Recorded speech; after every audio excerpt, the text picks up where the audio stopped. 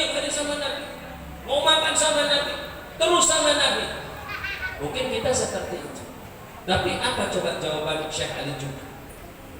Syekh Ali Juma mengatakan, sambil mau nangis beliau menjawab, seandainya saya Allah takdirkan hidup bersama Rasulullah SAW, saya nggak bakal berani duduk di depan beliau. Saya paling-paling akan dari jauh, dari balik pohon kurma, saya akan ngintip Nabi dari jauh. Saya akan melihat beliau dari jauh wajahnya saja. Saya gak bakal berani pasti duduk di depan beliau. Kenapa demikian? Beliau menyadari, Syekh Ali ini menyadari kecintaannya, keimanannya, keteguhannya terhadap Rasulullah SAW kalah jauh dengan para sahabat-sahabat Nabi yang tinggal yang bersama Rasulullah ketika itu. Para sahabat-sahabat dulu itu hadirin orang-orang pilihan yang Allah mengetahui dari semua miliaran manusia yang ada di jagat raya ini. Allah pilih, Allah lihat mana yang imannya paling baik, mana yang cintanya paling baik, pengorbanannya paling besar, dipilih di antara sekian miliar orang itu, kemudian dijadikan sebagai orang-orang di sekitar Nabi. Kita ini kenapa ditempatkan yang jauh? Keimanan kita pas-pasan, kecintaan kita sangat sedikit. Malu hadirin kalau Rasulullah datang ke sini melihat diri kita, ya Allah, kita ketakutan pasti di hadapan beliau. Beliau tahu iman kita, kecintaan kita tidak seberapa dibandingkan para sahabat-sahabat. Oleh karena itulah, ya seperti inilah di antara kita mampu mengungkapkan cinta kita kepada Rasulullah SAW. Hadir di tempat seperti ini, kita sisihkan waktu meskipun di sini penuh berjejal, mungkin panas rasanya, tapi ini bagian dari cinta kita. Kita bisa nanti ketemu Nabi, ya Rasulullah, aku dulu ketika maulid selalu hadir dalam maulidmu. Itu bukti cintaku kepadamu ya Rasulullah. Tapi hadir dengan benar-benar hadir, bersolat kepada beliau, mendengarkan kisah-kisah beliau, dihafalkan kisah-kisah itu, diamalkan ajarannya, diterapkan sunnahnya, dilaksanakan di keluarga, barulah kita mampu nanti berhadapan dengan Rasulullah SAW. Kalau kita tentang Nabi nggak ada yang tahu, kapan Nabi lahir kita tidak tahu, siapa putra putri Nabi kita tidak tahu, sebutkan 10 sahabat Nabi kita cuma bisa nyebutkan 5 saja. Kalau ditanya apa kebiasaan Nabi kalau tidur, kita tidak tahu. Nabi kalau mau makan bagaimana melaksanakan sunnahnya, kita tidak tahu. Malu hadirin. Apalagi sekarang ini Masya Allah banyak orang beb, gimana caranya beb pengen ketemu Nabi, pengen mimpi Nabi. Apa sudah siap ketemu Nabi? Apa nanti kalian tidak malu ketemu Nabi? Ketemu Nabi dalam mimpi, melihat kita yang begini keimanannya, mungkin menangis Rasulullah SAW melihat kita. Makanya hadirin rahimakumullah, mumpung masih ada ruh nyawa di dalam diri kita, manfaatkan setiap detik hidup ini untuk mencintai Nabi. Jadikan hidup kita setiap detiknya untuk Nabi. Wallahi, kalau seandainya kita dikasih usia 100-200 tahun, kita benar-benar ibadah cinta Nabi, tidak cukup cinta kita itu sebenar-benarnya untuk kita berikan kepada Rasul. Makanya harus kita biasakan. Kita yang punya anak, punya keluarga, ayo kenalkan Rasulullah SAW. Di sana beli buku-buku tentang Nabi dibacakan. Hadir majlis-majlis Rasulullah, hadir majlis-majlis taklim bagaimana dulu Rasulullah SAW dalam kehidupannya. Itu yang perlu kita ajarkan. Dan seperti itulah tujuan dulu para ulama kita buat maulid, itu tujuannya seperti itu. Bukan sekedar duduk-duduk saja, bukan sekedar menonton saja, bukan. Tapi untuk melaksanakan setiap sunnah-sunnah Nabi Muhammad Sallallahu Alaihi Wasallam. Sallu ala Muhammad. Nah ini tujuan maulid. Jadi maulid itu diadakan supaya kita tambah cinta. Cinta kita yang sebenarnya itulah yang akan kita butuhkan. Nah, hadirin rahimakumullah, Rasulullah Shallallahu Alaihi Wasallam itu, kenapa kita cinta beliau? Biasanya cinta itu disebabkan dua hal. Yang pertama, cinta itu disebabkan karena memang sesuatu yang dicintai itu ada sesuatu yang indah, yang menarik, yang membuat hati kita senang.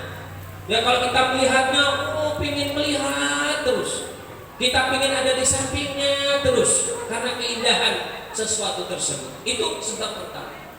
Sebab yang kedua, kita biasanya cinta terhadap sesuatu, terhadap seseorang, karena orang itu memiliki jasa, memiliki kebaikan kepada kita.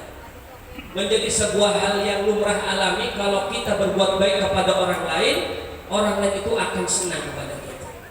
Saya kasih makanan, orang itu senang. Kita kasih tempat duduk, dia senang. Kita kasih kebaikan, dia senang. Itu otomatis. Nah, Rasulullah SAW itu dua-duanya sudah ada pada diri beliau. Beliau adalah orang yang paling banyak berjasa. Tidak ada orang yang beriman di zaman ini kecuali karena sebab Rasulullah SAW. Imam Ahmad ini seorang ulama yang mendirikan mazhab Hambali, Ahmad bin Hanbal. Beliau tinggalnya di kota Baghdad. Baghdad itu di mana, Pak? Di Irak, ibu kota Irak. Imam Ahmad tinggal di Baghdad. Imam Ahmad berkata kepada penduduk Baghdad, ya wahai penduduk Baghdad, laula Muhammadan lakunna majusiyin. Wahai penduduk Baghdad, kalau seandainya tidak ada Nabi Muhammad, kita ini penduduk Baghdad mungkin masih menyembah api seperti orang-orang Majusi. Orang Baghdad itu dulu umumnya beragama Majusi, penyembah api. Kemudian ditaklukkan oleh Islam, datang para sahabat ke sana, akhirnya mereka semuanya masuk Islam, sehingga mereka mendapat hidayah dari Allah Subhanahu wa taala berkat tangan para sahabat yang datang. Begitu juga kita.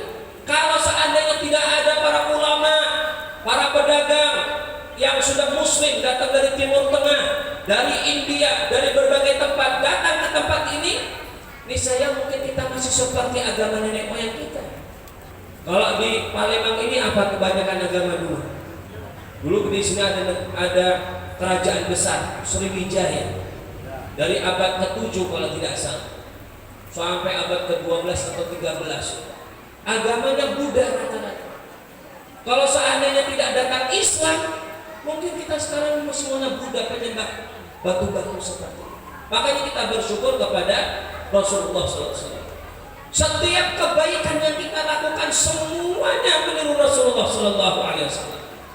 Oleh karena itulah Rasulullah SAW dalam setiap detik kehidupannya semuanya contoh, semuanya bisa ngambil.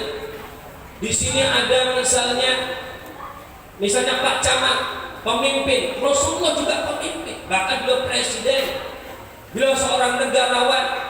Kalau di sini ada anggota dewan, Rasulullah SAW seorang politikus. Kalau ada seorang ahli ekonomi, Rasulullah ahli ekonomi. Pernah terjadi inflasi di zaman Rasulullah yang menyelesaikan inflasi ketika itu. Rasulullah bagi anak-anaknya ada seorang ayah, bagi istrinya seorang suami yang sangat baik. Semua hal dari Rasulullah, semua kita bisa meniru Rasulullah, apapun latar belakang kita. Kalau ada orang di sini yang kaya, contoh Rasulullah bagaimana beliau menggunakan hartanya. Kalau ada orang di sini yang tidak mampu, orang-orang yang secara ekonomi di bawah, Rasulullah SAW mungkin jauh lebih miskin dibanding kita. Aisyah pernah cerita, kun nahnu ala Muhammad, kami keluarga Nabi Muhammad ini kadang-kadang sampai 3 kali purnama tidak pernah menghidupkan api di dapur. Maksudnya apa? Tidak pernah masak. Bukan cak umpetin Ustaz, tidak pernah masak karena ada Gojek, ada GoFood, tinggal pencet-pencet beli, besok lagi beli sebelah sana. Tidak pernah masak di rumah, ya pakai GoFood gal. Rasulullah SAW tidak pernah masak di rumahnya, kadang-kadang sampai 3 bulan. Lalu ditanya, Terus kalian makan apa? Wahai Aisyah, kalian semua. Ketika itu kami makan aswadain. Aswadain itu air putih dan kurma. Kalau kita sekarang ini minum air putih dan nasi putih, tahan bapak-bapak 1 bulan minum air putih dengan nasi putih? Gak usah masak bu, bapaknya tahan ini ujinya. Gak usah masak, seminggu kayak seminggu makan nasi putih saja sama minum putih, tahan pak. Waduh, gak kuat. Itu Rasulullah pagi-pagi pulang dari masjid, dari subuh, datang ke rumahnya, tanya Aisyah, Aisyah ada makan tidak? Ada sarapan tidak? Tidak ada ya Rasulullah, tidak ada makanan yang bisa dimasak. Ya sudah, tidak apa-apa, saya mau puasa saja hari ini. Itu Rasulullah.